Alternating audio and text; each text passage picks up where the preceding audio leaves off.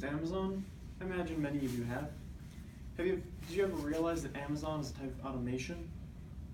The technique, method of, or system of operating or controlling a process by highly automatic means, as by electronic devices, reducing human intervention to a minimum, is the definition of automation from dictionary.com, accessed on February 22nd, 2017.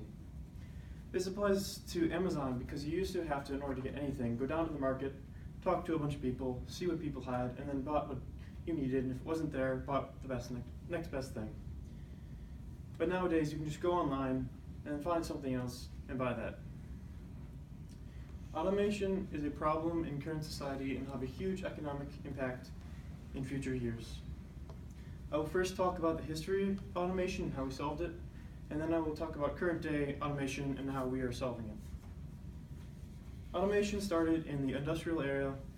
It was primarily present in England during the 1760s, according to an article by Tyler Cohen on Bloomsburg.com, accessed on February 23rd, 2017. Back then, it was a replacement of agriculture jobs by factory and other service industry jobs. Because of this, many people lost their jobs, and then many wages stayed stagnant throughout the entire time period. According to Gregory Clark, an economic historian at the University of California at Davis, in England, wages fell 10% from 1770 to 1810 during this time period. This is mostly due to increased production rates, but the workers never saw any benefits. This trend is current in automation, where rich people generally get richer off of it, while the poor generally get poorer. This leads to greater wage gaps, which we're also currently seeing in today's society. This was solved through socialist policies and other progressive policies, which taxed the rich more and then gave more to the poor until the economy balanced out and everybody had well-paying jobs.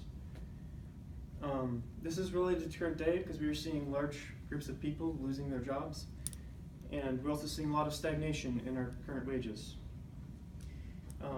It'll probably replace the service industry, and a lot of truckers will be affected highly as well, because it's very easy for an automated car to do the same job that they're doing, except they can run 24/7, whereas a driver can only run a certain amount of hours a day.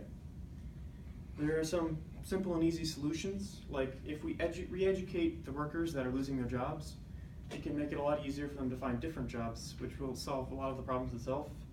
It also improve benefits, which are just a smarter group of people, and then financially will be better. Another common solution is a socialist policy called universal basic income, where no matter how much you make, you will get a certain amount of money every year.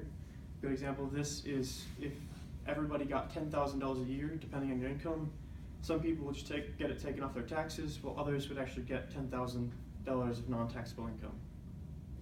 So in conclusion, we're having a current problem with automation in the workplace, where a lot of people are losing jobs and wages are stagnant, and we're not really solving it.